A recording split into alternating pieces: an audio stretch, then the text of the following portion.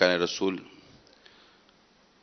اور دنیا بھر کے مدنی چینل پر موجود عاشقان رسول دعا میں مشغول ہوتے ہیں،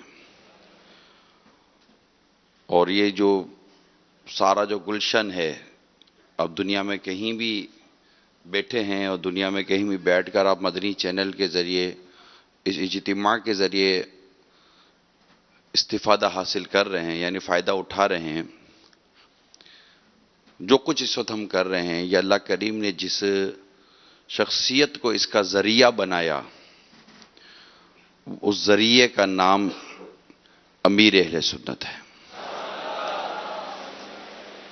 اور یہ بات خود ہی ایسی ہے کہ ان کے لیے دعائیں کرنی چاہیے، ان سے محبت کرنی چاہیے، ان سے پیار ہونا چاہیے، خواہ وہ دعوت اسلامی میں ہو یا نہ ہو، وہ امیر اہل سنت کا مرید ہو یا نہ ہو، لیکن بطور ایک امتی اور عاشق رسول ہونے کے اس کا یہ ذہن بنتا ہوگا کہ اللہ کریم نے اس شخصیت کے ذریعے رسول کریم صلی اللہ تعالی علیہ وسلم کی پیاری امت کو بے حد فائدے پہنچائے ہیں، اور پیارے محبوب صلی اللہ تعالی علیہ وسلم کی پیاری امت جن گناہوں کے دلدل میں دھستی چلی جا رہی ہے، اس کو اس دلدل سے نکالنے کے لیے جو کوششیں اس کے ذریعے ہوئی ہیں، ان کوششوں کو کوئی بھی انکار نہیں کر سکتا۔ دیکھیں، حقیقی شفا اللہ دیتا ہے۔ حقیقی شفا کون دیتا ہے؟ حقیقی شفا کون دیتا ہے؟ سب کہیں آگے پیچھے کونے تک، حقیقی شفا کون دیتا ہے؟ کون دیتا ہے؟ بے شک اللہ دیتا ہے۔ اب تعریف ڈاکٹر کی کرتے ہیں،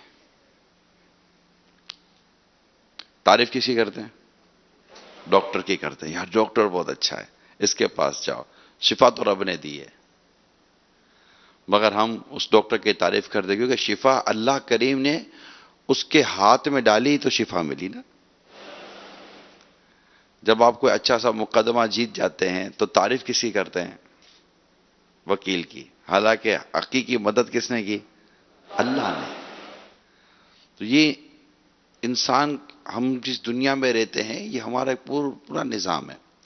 تو الحمدللہ ہم اسی طرح امیر سنت کا شکریہ بھی ادا کرتے ہیں، کیونکہ ان کے ذریعے اللہ کریم نے یہ سارا معاملہ کیا، اور خود وہ اپنے اس معاملے میں جس قدر خوف خدا رکھتے ہیں، خوف آخرت رکھتے ہیں، اور جو یہ اپنے اندر اس معاملے میں پریشانی رکھتے ہیں، اور ان کا ایک عاجزی، ان کے ساری تواضع کے ساتھ ایک جو کلمات نکلتے گئے، مجھے کرو بنو، یعنی میرا کیا بنے گا، ان کی کیفیت ان کے کلاموں سے ظاہر ہے۔ ہم مناجات میں عموماً، دعائے افطار میں عموماً ان کے دعا یا کلام سنتے رہتے ہیں جو ہمارے نعت خوان پڑھتے ہیں، نظم میں جو پڑھتے ہیں، اس میں ان کا خوف خدا، ان کا خوف آخرت، ان کا خوف قبر، ان کا خوف پرسش، تو یہ سب چیزیں ہمارے سامنے آتی ہیں۔ یہ سب تربیت ہے ہمارے لیے، تعلیم ہے کہ ہمیں اس طرح یہ بتا رہے ہیں۔ یعنی اگر کسی سے کوئی اللہ کریم کام لے بھی لے تو اسے اپنے اس کام پر پھولنا نہیں چاہیے، اسے اپنے رب سے ڈرنا چاہیے۔ یہ تربیت بھی ہمیں اس شخصیت کے ذریعے مل رہی ہے۔ اس پرفتن دور میں اعلی حضرت رحمت اللہ تعالی علیہ کا ایک تو نام، پھر اعلی حضرت کا کام، اور پھر اعلی حضرت کا پراپر پیغام،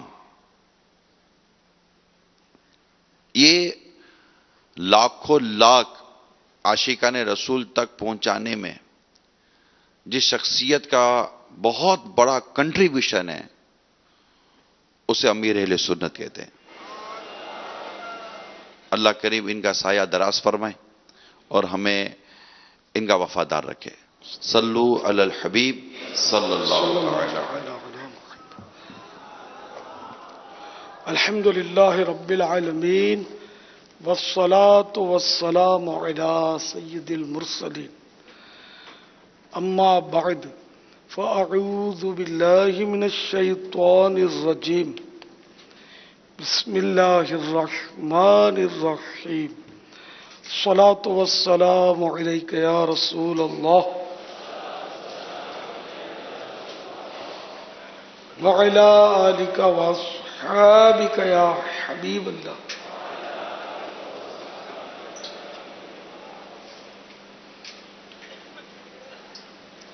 الصلاة والسلام عليك يا نبي الله وعلى آلك وأصحابك يا نور الله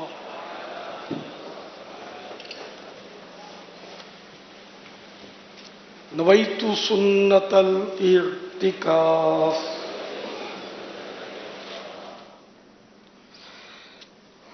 ضیاء درود و سلام پیج نمبر 6. فرمان مصطفیٰ صلی اللہ تعالی علیہ وآلہ وسلم نمبر 19. جس نے یہ کہا اللہم صلی علی محمد وانزل المقعد المقرب عندک یوم القیامہ، اس کے لیے میری شفاعت واجب ہو گئی.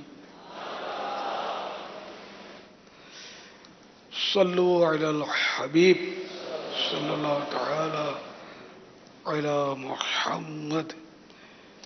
اس درود پاک کا ترجمہ: اے اللہ، حضرت محمد صلی اللہ تعالی علیہ وآلہ وسلم پر رحمت نازل فرما اور انہیں قیامت کے روز اپنی بارگاہ میں مقرر مقام عطا فرما.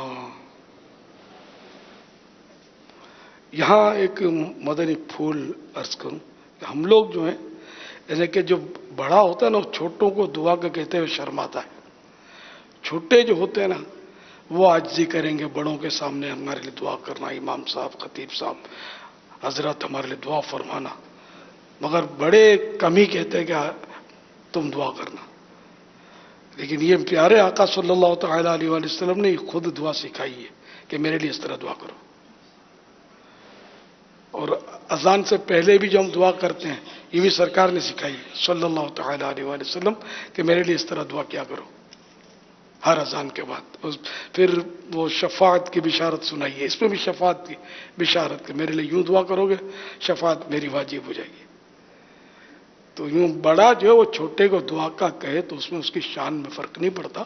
سیدنا فاروق اعظم رضی اللہ تعالیٰ عنہ مدینہ منورہ زادہ اللہ شرفوں و تعظیماً کہ بچوں سے فرماتے تھے، بچوں دعا کرو عمر بخشا جائے.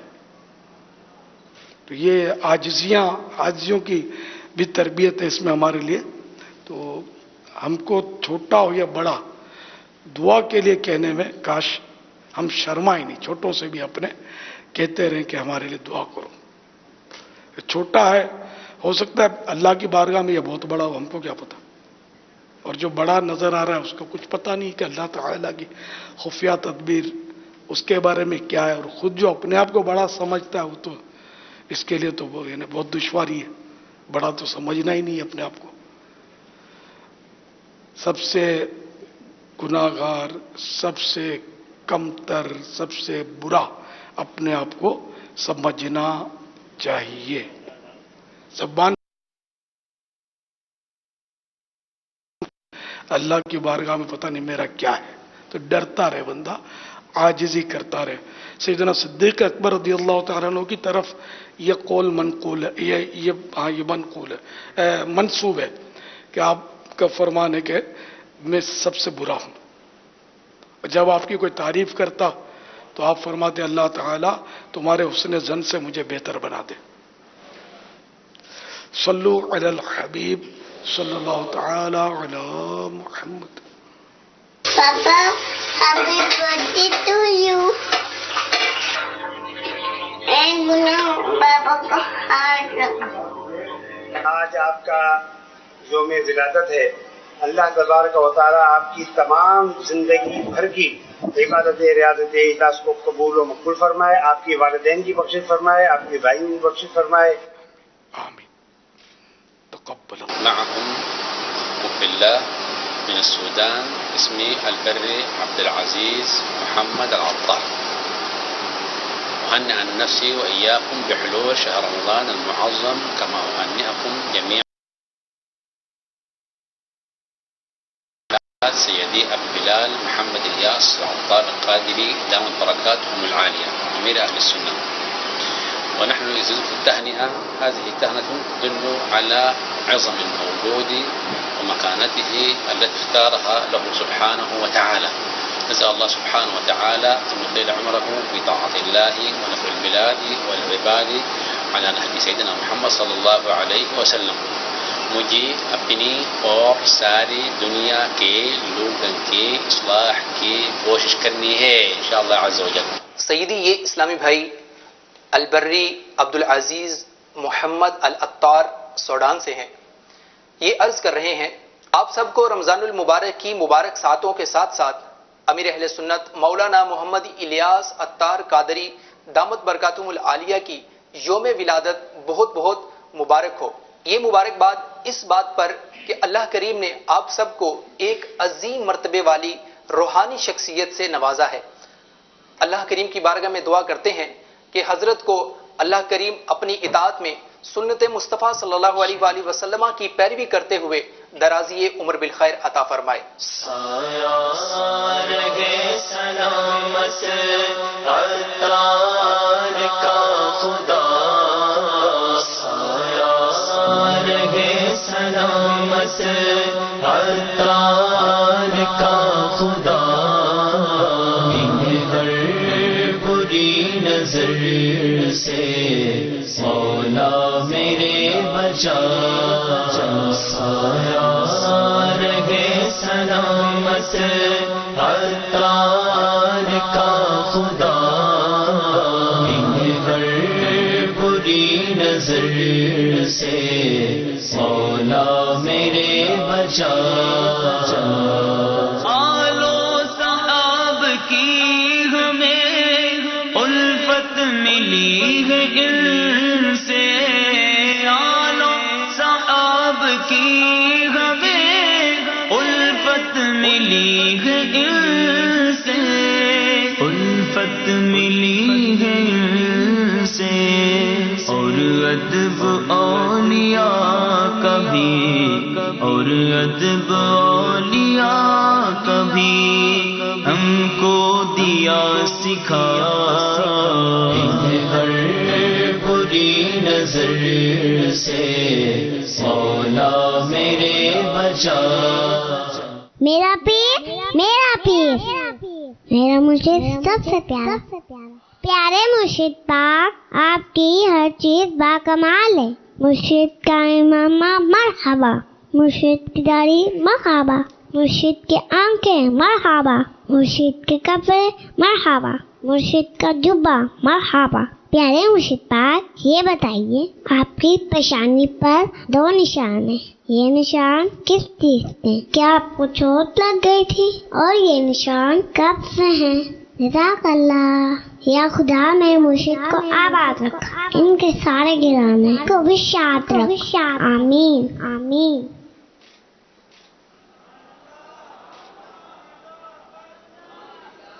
جواب آؤں گیا.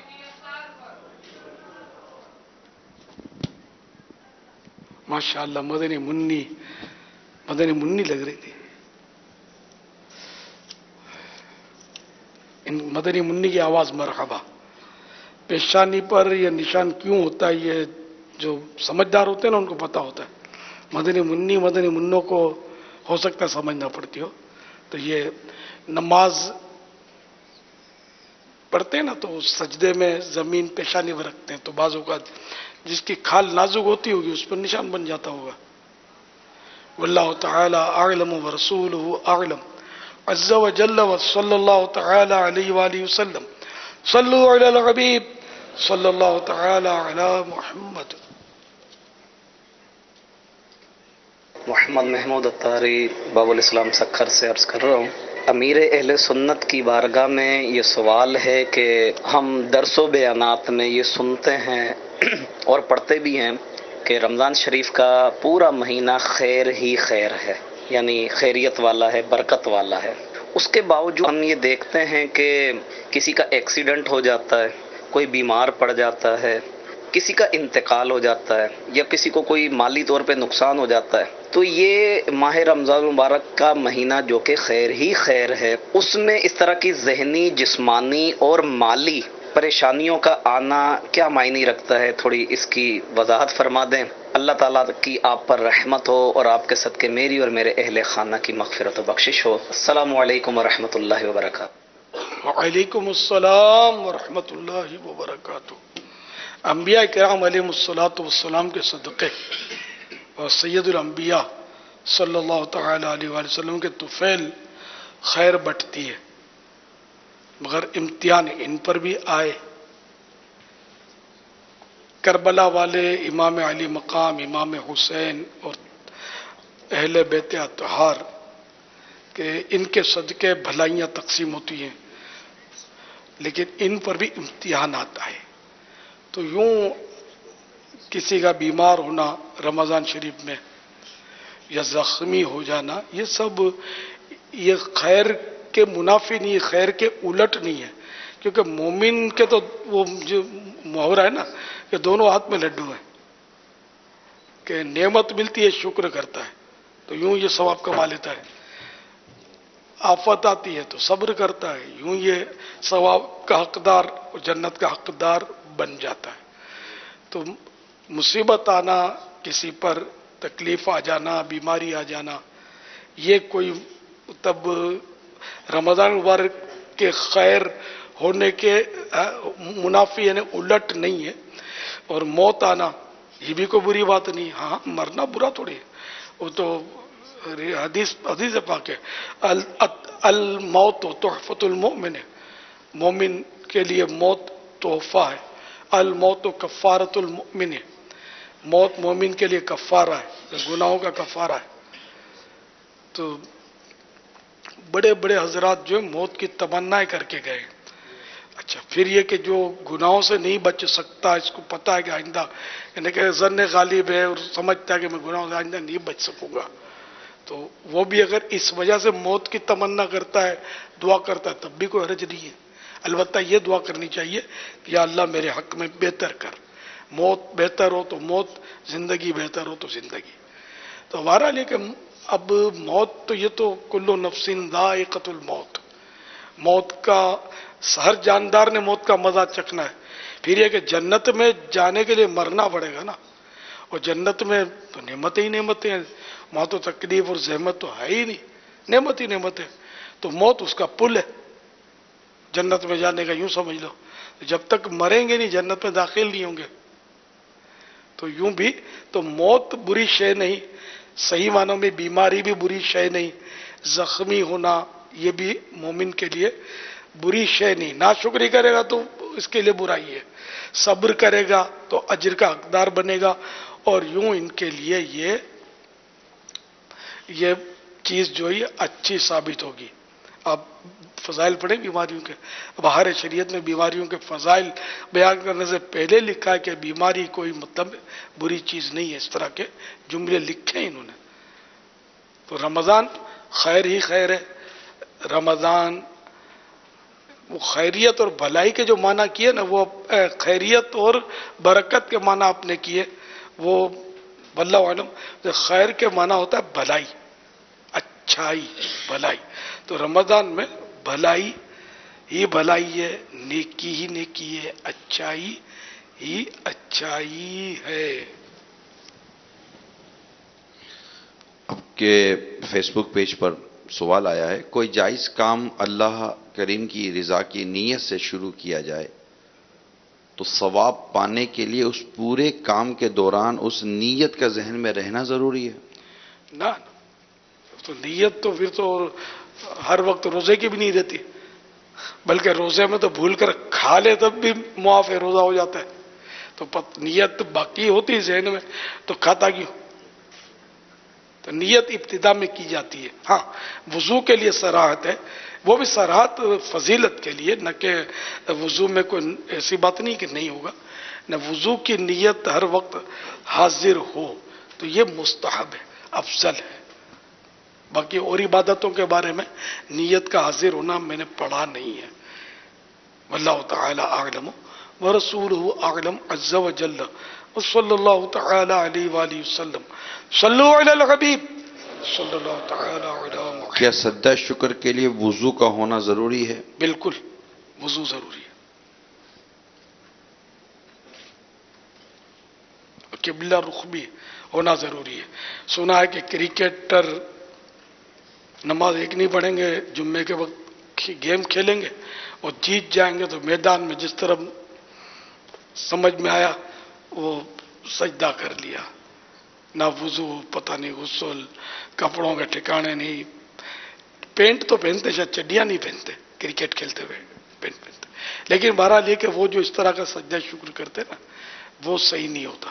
سجدہ شکر کے لیے اب ہاں یہ الگ بات ہے، کوئی باوضو ہے اور قبلے کی سمت ڈائریکشن کا بھی اس کو پتہ ہے اور اس وجہ اس طرح اس نے سجدہ جس طرح سجدے کا حق ہے جو شرائط ہیں اس کے مطابق کیا تو اس کی بات نہیں کرتا. لیکن سنا یہ کہ جنرلی مطلب یہ وہ سجدے میں گر جاتے ہیں وضو ہو نہ ہو اس طرح، تو وہ غلط ہے. واللہ تعالی اعلم ورسولہ اعلم عز وجل وصلی اللہ تعالی علیہ وآلہ وسلم. صلو علی الحبیب صلی اللہ تعالی علیہ. تراویح میں ہر 2 رکعت میں نیت ضروری ہے؟ یعنی شروع میں اگر ہم 20 رکعت کی نیت کر کے پڑھنا شروع کر دیں 20 رکعت کی نیت ساتھ کی جا سکتی ہے، باہر شریعت میں لکھا ہے. اب یہ کہ نیت بدل گئی، 2 رکعت پڑھنے کے بعد نیت ہی بدل گئی اور کوئی سی نماز شروع کر دی تو اب یہ نیت منقطع ہوئی ہے نا، کٹ گئی. پھر کر لیں، باقی 18 کی نیت کر لیں. اعتکاف میں اگر صرف سر دھویا تو کیا اس سے بھی اعتکاف ٹوٹ جائے گا؟ مسجد کے باہر یا خارج مسجد تو سر دھونے کے لیے نہیں جا سکتے نا. ہاں سر باہر نکالا یہ ثابت ہے کہ سرکار صلی اللہ تعالی علیہ وآلہ وسلم نے سر انور مسجد اقدس سے باہر نکالا اپنے مبارک حجرے میں، کہ وہ حجرے اس وقت خارج مسجد تھے. تو بی بی عائشہ صدیقہ رضی اللہ تعالیٰ عنہا رضی اللہ تعالیٰ عنہ نے سر انور کو پانی ڈال کر ترکیب فرمائی. تو یہ سر مبارک باہر نکالنا یہ ثابت ہے کہ وہ اب یہ حجرے مسجد میں داخل ہیں.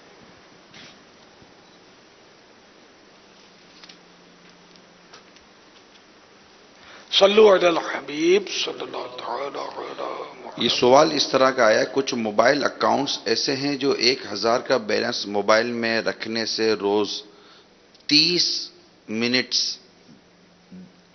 وہ مطلب ان کی طرف سے دیے جاتے ہیں بغیر کسی کٹوتی پر. کیا وہ منٹس لینے جائز ہیں؟ جائز نہیں.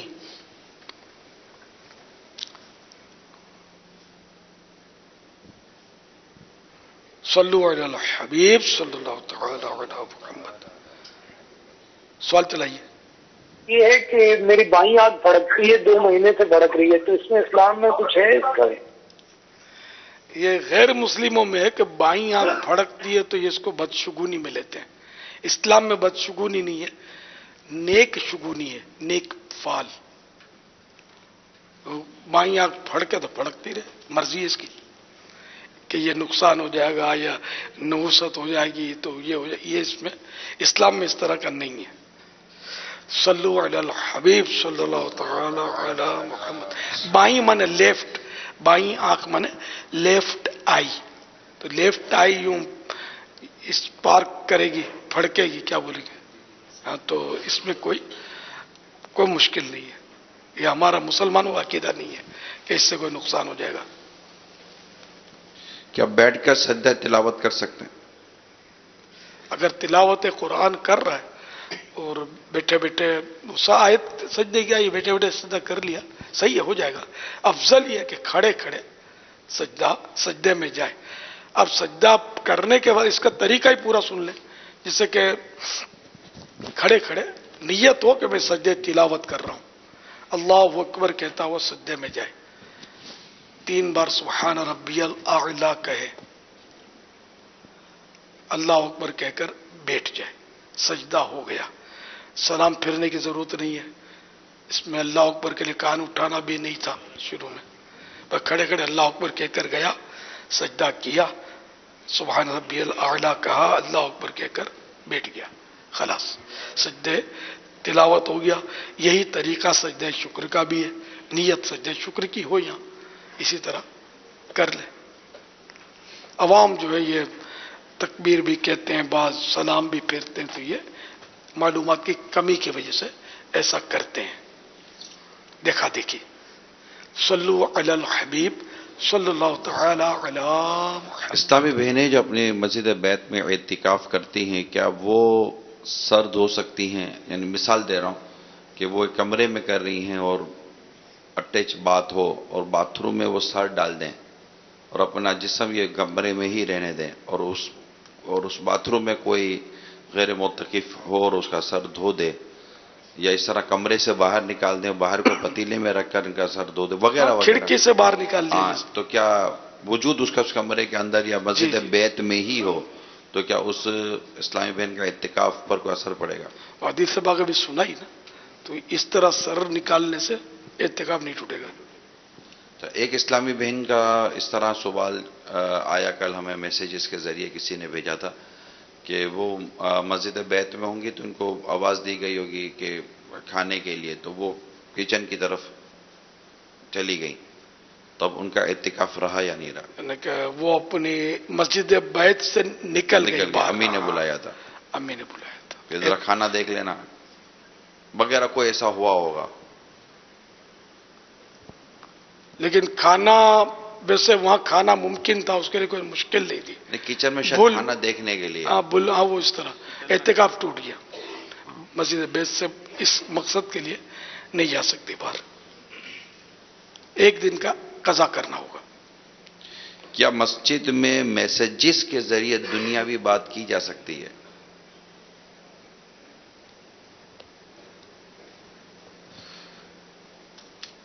معتکف کے لیے مسجد میں دنیا کی بات ضرورتاً جائز ہے, ضرورتاً, مگر یہ کہ اس کی شرائط وہ کہ کسی کو اس سے تکلیف نہ پہنچے, تشویش نہ ہو, نمازی کو, سوتے کو اس سے کوئی تشویش نہ ہو.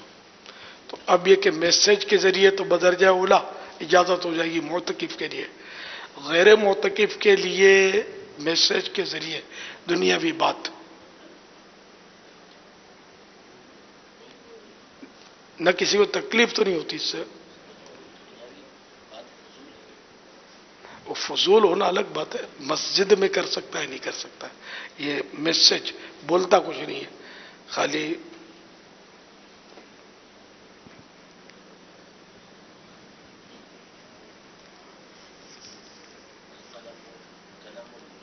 ٹھیک ہے, یہاں قیاس ہو سکتا ہے, لا ادری, معلوم نہیں ہے.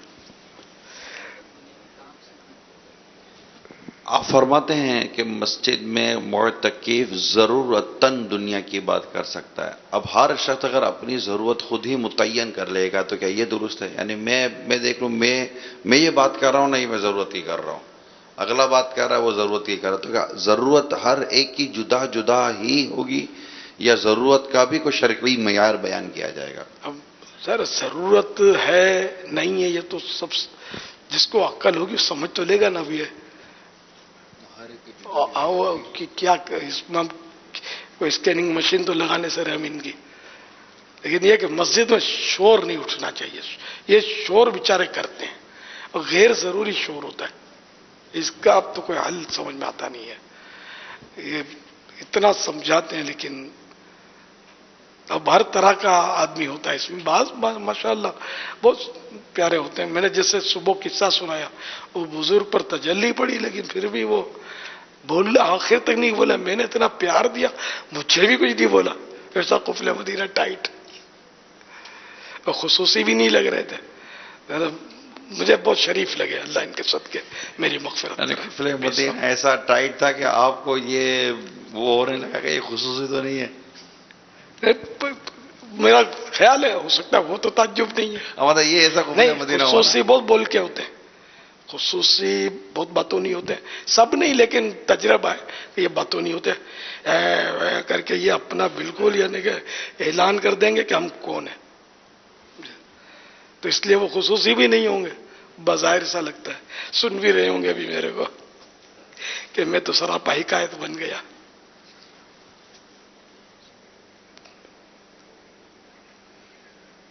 نہ ایسے بننا چاہیے کہ لوگ مثال دیں واقعی، اور بھلائی کے ساتھ مثال دیں، نفرت کے ساتھ مثال نہ دیں. ایسے نہیں بننا چاہیے.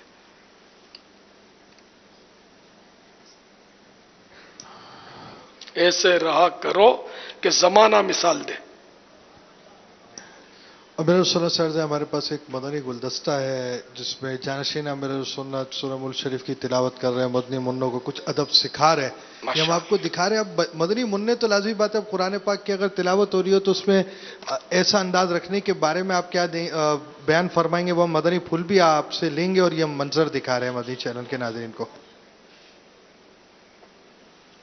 اے خدا میرے باپا کو آباد رکھ، اے خدا میرے باپا کو آباد رکھ، اے خدا میرے باپا کو آباد رکھ. ان کے سارے گھرانے، ان کے سارے گھرانے، ان کے سارے گھرانے کو بھی شاد رکھ. اے خدا، اے خدا، اے خدا میرے باپا کو آباد رکھ، اے خدا میرے باپا کو آباد رکھ. عطار پر فضل کر، رحم کر، آل عطار پر فضل کر، رحم کر، آل عطار پر فضل کر، رحم کر.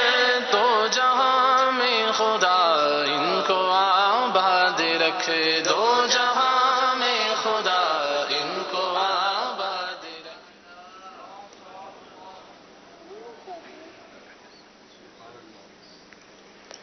اب بچے تو بچے ہوتے ہیں، مرفوع القلم ہوتے ہیں، ان کو ثواب ملتے ہیں نیک کاموں پہ، نیکیوں پہ، گناہ نہیں ملتا. ورنہ قرآن جب پڑھا جائے تو خاموشی سے سننا، خاموش رہ کر توجہ دے کر یہ سننا فرض ہے اس پر جو جیسے کہ سننے کے لیے جمع ہوئے ہیں. اب یہ تبارک شریف، یاسین شریف ہمارے یہاں پڑھی جاتی ہے، لیکن بعض لوگ ادھر ادھر دیکھ رہے ہوتے ہیں یا کسی فرد کو دیکھ رہے ہوتے ہیں. میرے یہاں زیادہ آزمائش ہوتی ہے، اوپر نماز کے لیے کچھ روزانہ بدل بدل کر اسلائی بھائی تشریف لاتے ہیں.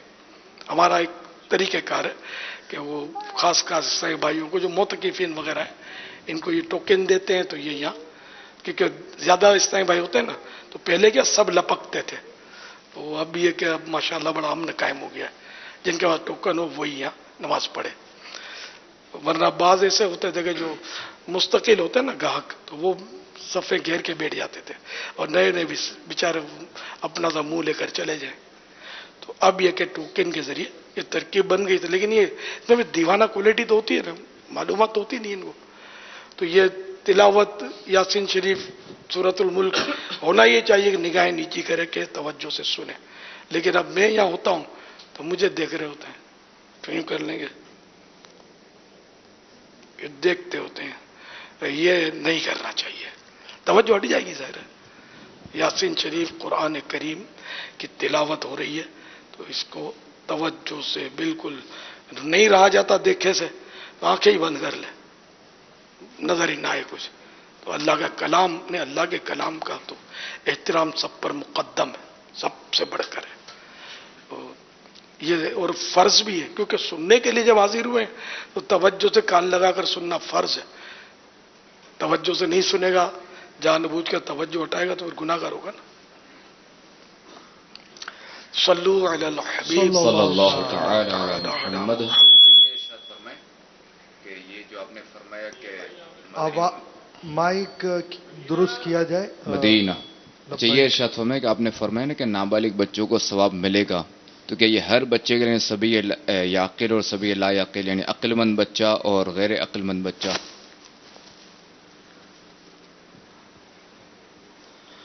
بچوں کی نیکی مقبول ہے اتنا پتا ہے.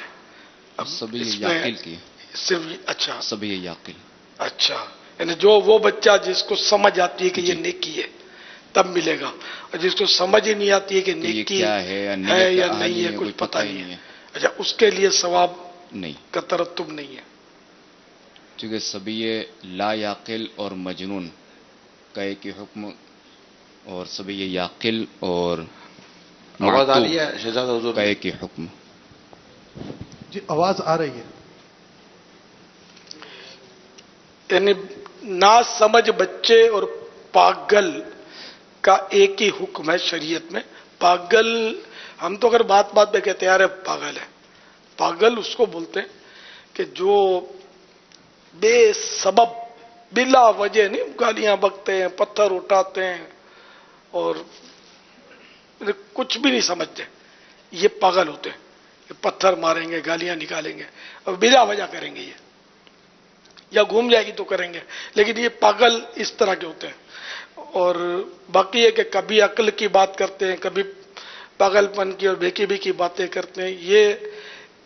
یہ پاگل نہیں ہوتے، یہ ماتوہ نیم پاگل جس کو بولتے ہیں، آدھا پاگل.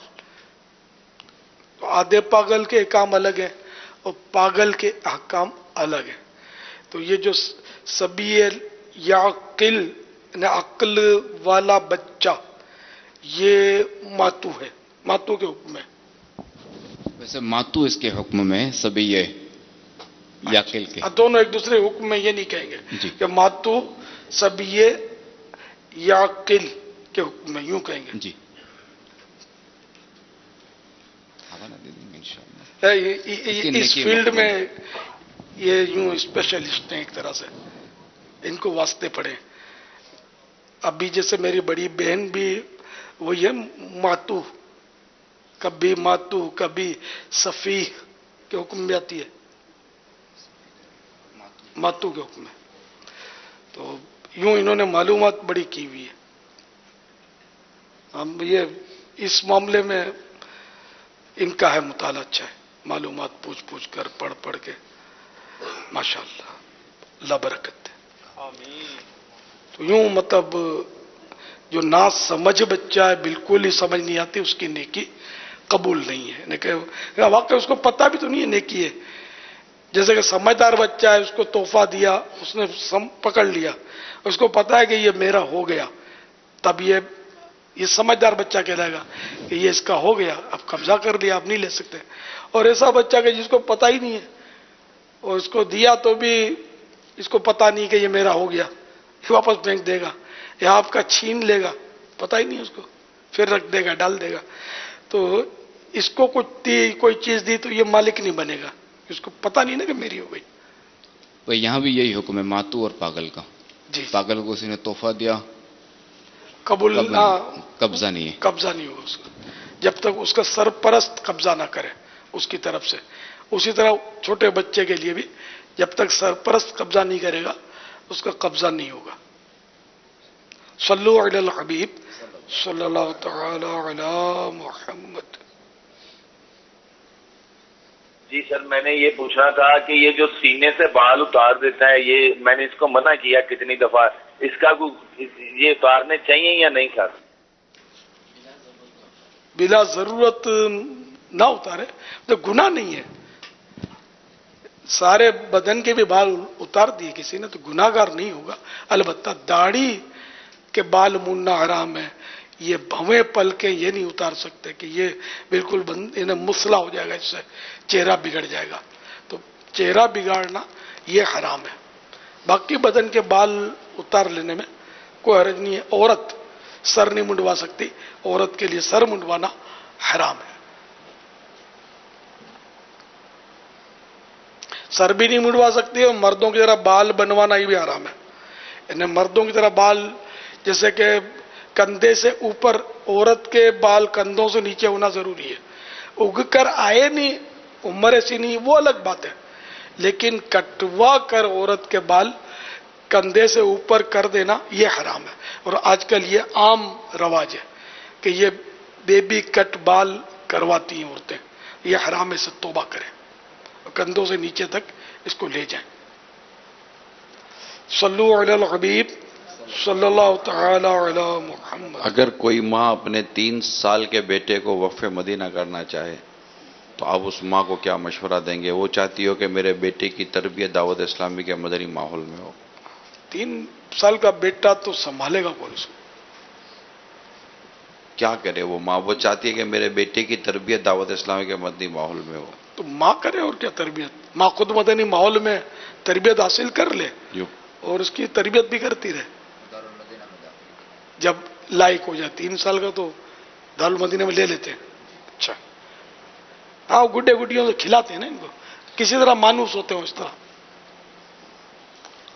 مگر ہر جگہ دارالمدینہ نہیں ہے. ہاں تو 1 آدھ سال کے بعد ہو سکتا ہے کہ مدرسۃ المدینہ جو قرآن کریم سیکھنے سکھانے کا ہمارا ہے، حفظ و ناظرہ کا، اس میں داخلہ دلا دیں اور کوشش کیجئے کہ اس میں یہ حافظ بنے، اللہ نصیب کرے. تو چند سال لگتے ہیں حافظ بننے میں بھی، اور اس کے بعد جب 12 سال کا ہو جائے تو 12 سال کی عمر میں اسے جامعۃ المدینہ میں داخلہ دلا دیں. 12 سال کی عمر کے مدنی منع کو جامعۃ المدینہ میں داخلہ مل جاتا ہے. تو اس کے بعد پھر وہ انشاءاللہ تعالی امید ہے کہ آپ کو اس روٹین پر اگر یہ چلنا شروع ہو گئے جیسا میں عرض کر رہا ہوں، تو امید ہے کہ 18 یا 20 سال کی عمر تک آپ کا بیٹا حافظ بھی ہو اور انشاءاللہ امید ایک عالم بھی ہوگا. پھر آگے اگر آپ اور مزید کریں تو یہ تخصص کرائیں تو ہو سکتا ہے کہ 25 سال کی عمر تک پہنچتے پہنچتے شاید آپ کا بیٹا مفتی بن جائے.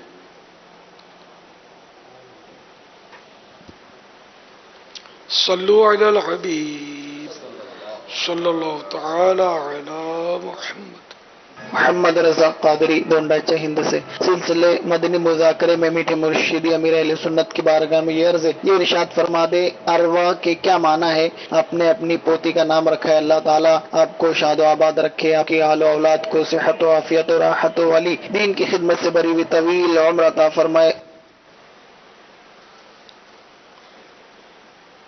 اور سوال یہ کر رہے ہیں کہ جماعت ہو رہی ہو اور اگلی صف میں جگہ خالی ہو تو نمازی کو کراس کر کے آگے جا سکتے ہیں؟ یعنی دوسرے جو نمازی ہیں انہوں نے صف تو بنائی ہے، یہ صف پوری نہیں کی ہے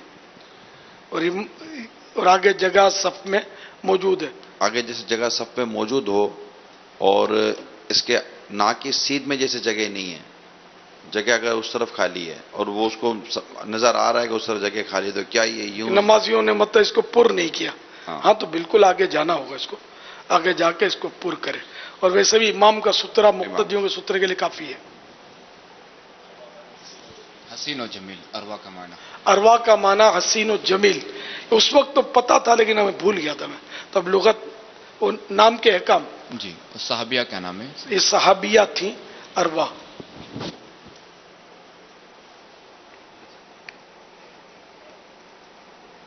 پیارے مرشدی آپ کی بارگاہ میں یہ سوال ہے کہ اگر کوئی شخص کسی اللہ والے کے ہاتھ میں بیعت کرنا چاہے تو کیا اس معاملے میں اپنے والدین کی اجازت لینا ضروری ہے؟ جامع شرائط اس کے لیے اللہ والا اصطلاح نہیں ہے. اللہ والا تو بعض اوقات یعنی کہ بالکل جو غیر عالم ہوتا ہے، ان پڑھ ہوتا ہے، وہ بھی ہوتا نیک ہے. جامع شرائط اگر کوئی پیر ہے اس کا بیعت ہونا چاہتا ہے تو ماں باپ یا ماں یا باپ یا کسی کی بھی اجازت بالغ کے لیے ضروری نہیں ہے. بیوی کے لیے شوہر کی اجازت ضروری نہیں ہے. نابالغ جو ہے اس کو اس کا سرپرست یا والد بیعت کرا سکتا ہے، چاہے 1 دن کا بچہ ہو. بالغ کے لیے کوئی اجازت ضروری نہیں ہے.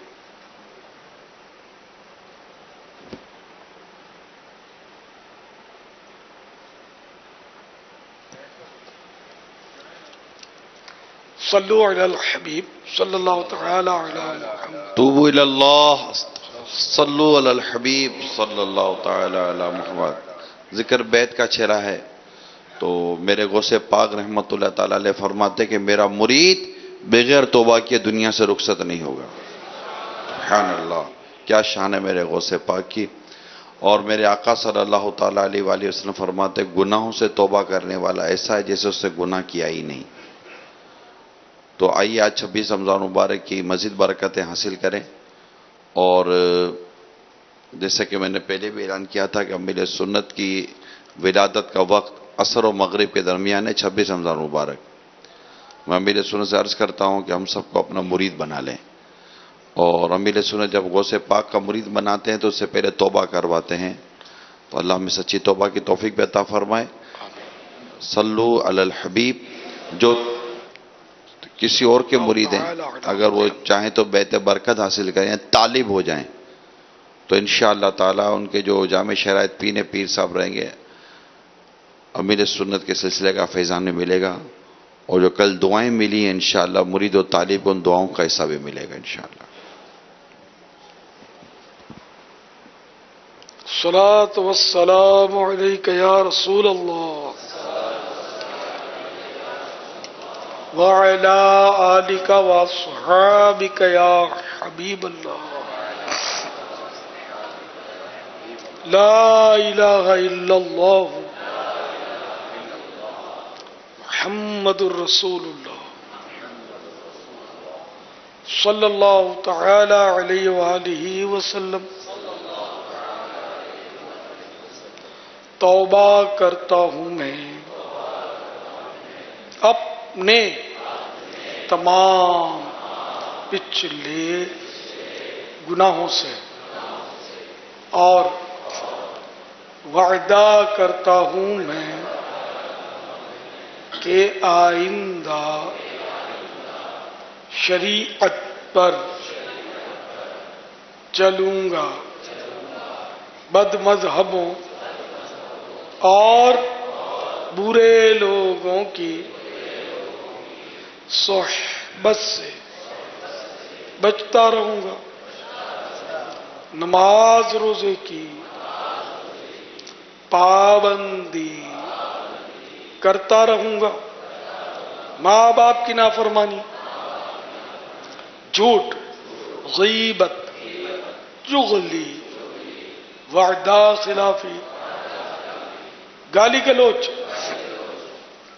فلمیں ڈرامے، گانے باجے، بے پردگی وغیرہ وغیرہ گناہوں سے بچتا رہوں گا۔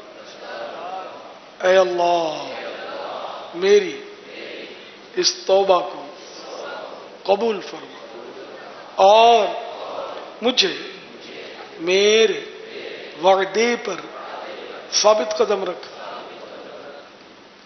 مرید ہوتا ہوں میں خاندان عالی شان قادریہ رضویہ میں نے اپنا ہاتھ آپ کے ہاتھ میں دیا اور آپ کے ذریعے سے سرکار بغداد حضور غوث پاک رضی اللہ تعالی عنہ کے ہاتھ میں دیا۔ اے اللہ مجھے جناب غوث اعظم کے مریدوں میں قبول فرما، اور کل قیامت میں غوث پاک کے غلاموں میں اٹھا۔ صلاۃ والسلام علیک یا نبی اللہ وعلی آلک واصحابک یا نور اللہ۔ رمضان کی شان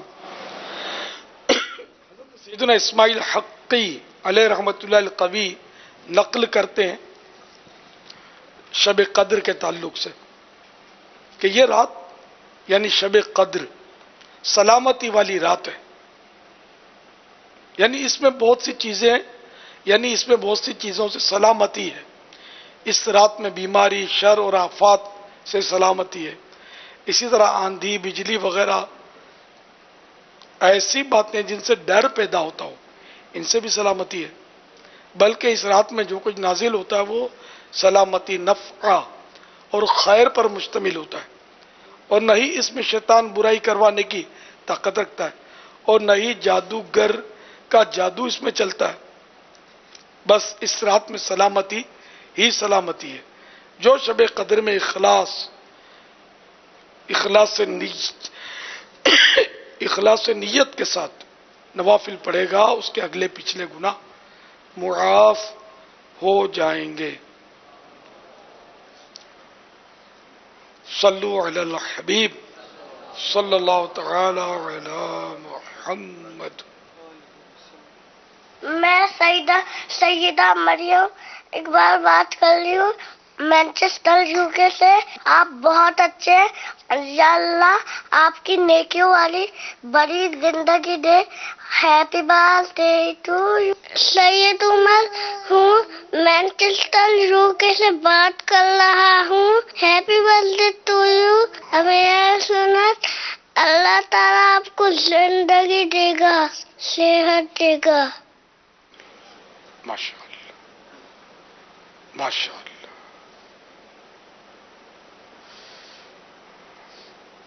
بابا جان مجھے یہ پتہ کرنا تھا کہ بالوں میں جیل لگا کے نماز پڑھ سکتے ہیں کیا؟ نماز ہو جائے گی؟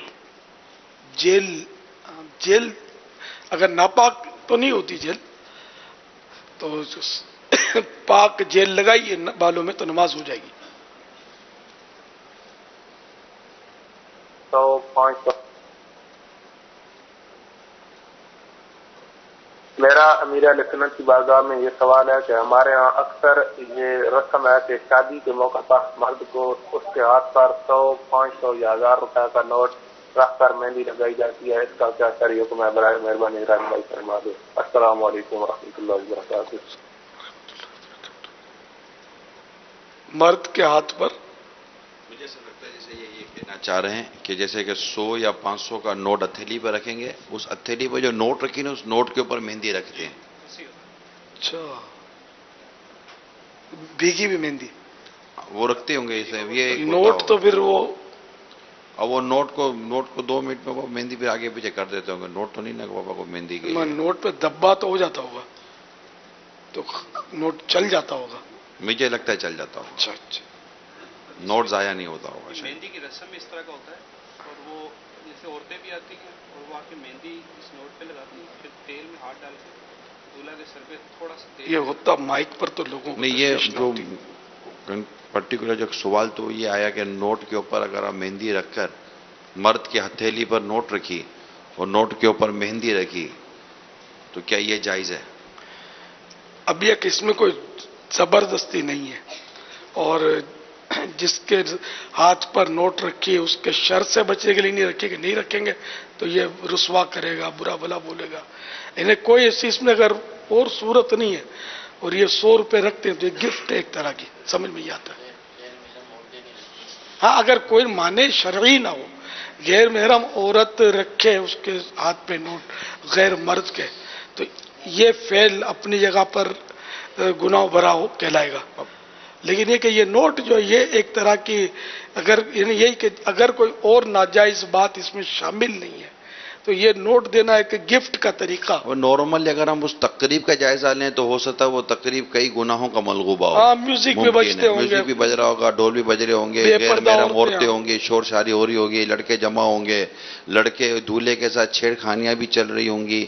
نارملی اس طرح کی تقریبات میں اس طرح کی غیر شرعی چیزیں بھی ہوتی ہیں، لیکن یہ کہ یہ ان تمام مثال کے طور پر یہ ساری تقریب ان تمام غیر شرعی معاملات سے اگر پاک ہے، اور ماں آ کر اپنے بیٹے کی ہتھیلی پر نوٹ رکھ کر اس نوٹ کے اوپر مہندی رکھ دیتی ہے تو کیا یہ نوٹ کے اوپر مہندی رکھنا جائز ہوگا؟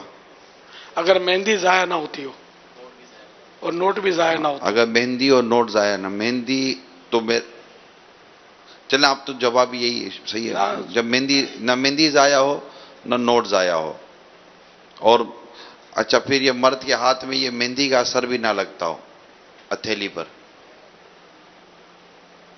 جس طرح عورتیں لگاتی ہیں اس طرح کوئی اس کے ہاتھ میں مہندی کے رنگ کی مشابہت پیدا نہ ہوتی ہو۔ صلو علی الحبیب صلی اللہ تعالی صلی اللہ علی تعالی محمد۔ علی محمد۔ آج 27ویں شب شروع ہو جائے گی غروب آفتاب ہوتے ہی، اور کئی علماء کا، جس میں ہمارے امام اعظم امام ابو حنیفہ رحمت اللہ تعالی علیہ بھی ہیں، ان کے نزدیک شب قدر یہ عظیم جو رات ہے یہ 27 کو ہے۔ صلو علی الحبیب صلی اللہ تعالی علی محمد وعلی آلہ وصحبہ وبارک وسلم۔ تو آج الحمدللہ دعوت اسلامی کے عالم مدی مرکز فیضان مدینہ میں بھی اس رات کا خصوصیت کے ساتھ اہتمام ہوتا ہے، اور الحمدللہ بہت بڑی تعداد عاشقان رسول کی اس طرف چلتی ہے۔ تراویح میں آج ختم قرآن بھی ہے، اور انشاءاللہ ختم قرآن کی آخری جو 4 رکعتیں ہوتی ہیں تراویح میں، یہ ہم مدنی چینل پر براہ راست دکھاتے ہیں۔ ختم قرآن جو فیضان مدینہ میں، عالمی مدی مگر فیضان مدینہ میں جو ختم قرآن ہوتا ہے، اس ختم قرآن کا منظر الحمدللہ مدنی چینل پر آخری 4 رکعت کا منظر مدنی چینل پر ہم براہ راست دکھاتے ہیں، اور اس کے بعد چند کلمات الوداع ماہ رمضان کے بھی پڑھے جاتے ہیں۔ یہ سمجھے کہ وتر کے بعد ہوتا ہے، اور وہ بھی اگر وقت میں گنجائش ہو تو ہم کرتے ہیں۔ اس کے بعد اس مبارک رات کا اجتماع شروع ہو جاتا ہے 27ویں شب کا، اور اس اجتماع میں تلاوت اور نعت شریف کے بعد ایک سنت و بھرا بیان ہوتا ہے، اور سنت و بھرے بیان کے بعد مدنی مذاکرے کا سلسلہ ہوتا ہے، اور اس کے بعد ذکر ہوتا ہے، الوداع ماہ رمضان پڑھی جاتی ہے۔ امیر سنت اپنے ایک منفرد انداز میں الحمدللہ یہ پڑھتے بھی ہیں، ساتھ ہی ساتھ پھر الحمدللہ رکعت انگیز دعا کا سلسلہ بھی رہتا ہے۔ جو باب المدینہ میں اس وقت ہیں، میں ان سب سے مدنی التجا کروں گا کہ آپ عالمی مدنی مرکز فیضان مدینہ کی طرف رخ کریں۔ حاجی امین کو کہیں باب المدینہ میں کہاں کہاں ہوتا ہے شب؟ صلو علی الحبیب صلی اللہ تعالی علی محمد۔ باب المدینہ میں اور مقامات پر بھی اجتماعات ہو رہے ہوتے ہیں، تو باب المدینہ میں مختلف مقامات پر بھی 27ویں شب کے اجتماعات ہمارے ہو رہے ہوتے ہیں۔ میں چونکہ مدنی چینل صرف باب المدینہ میں نہیں ہے، اس وقت دنیا کے کئی ملکوں میں بھی دیکھا جا رہا ہے، پاکستان کے کئی شہروں میں دیکھا جا رہا ہوگا۔ میں ہر ایک عرض کر رہا ہوں کہ آپ اگر معتکف نہیں ہیں تو آج آپ اپنے ختم قرآن سے فارغ ہونے کے بعد دعوت اسلامی کے اجتماعات میں ضرور شرکت کریں، اور اس شرکت میں بیان اور جو دیگر مدنی پھول ہیں اس میں اور دعا وغیرہ میں بھی آپ کی شرکت ہوگی، اور یہ انشاءاللہ سحری تک یہ جاری رہتا ہے۔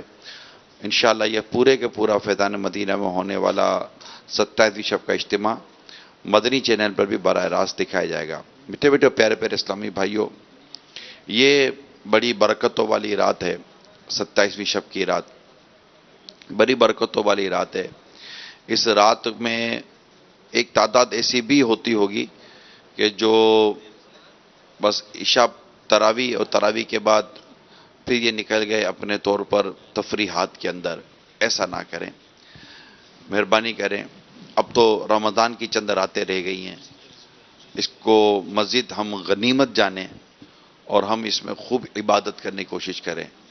دعا کی رات بہت بڑی رات آ رہی ہے، بڑی مقبول رات آ رہی ہے کہ مغفرت کے پروانے دھرا دھر بٹ رہے ہوتے ہیں، اور نہ جانے ایک تعداد پارٹیاں کر رہی ہوتی ہے، بلکہ اگر اس وقت ہو سکتا ہے کہ افطار کا ایک وقت ہے اور ایک تعداد شاید اس وقت گھر پہ ہمیں دیکھ اور سن رہی ہو، میں ان دیکھنے اور سننے والوں سے درخواست کرتا ہوں کہ آج کی رات اگر آپ نے باہر نکلنے کا کوئی پروگرام رکھا ہے، عورتیں نکل جاتی ہیں شاپنگ کے نام پر، خریداری کے نام پر، مرد نکل جاتے ہیں خریداری کے نام پر، آپ کیا کر رہے ہیں؟ ٹھیک ہے، آپ مسجد میں نہ آ سکے، آپ اعتکاف بھی نہ کر سکے، تو ایسی کوئی چیز نہ کر سکے تو آج کی رات کی خاص طور پہ قدر تو کریں کہ لیلۃ القدر، اگر یہی رات، آج کی رات واقعی اگر لیلۃ القدر ہی ہے تو اس کی قدر تو کریں.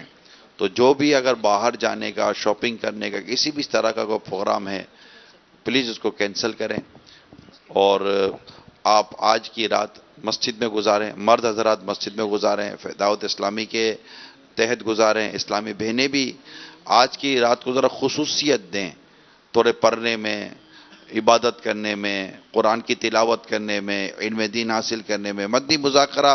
اور آپ مدنی چینل پہ بھی رہیں انشاءاللہ تعالی. مدنی چینل یہ آپ کو عبادت کی طرف لاتا ہے، بلکہ اگر اچھی اچھی نیتوں سے دیکھیں تو اس پہ بھی انشاءاللہ ثواب ملتا ہے.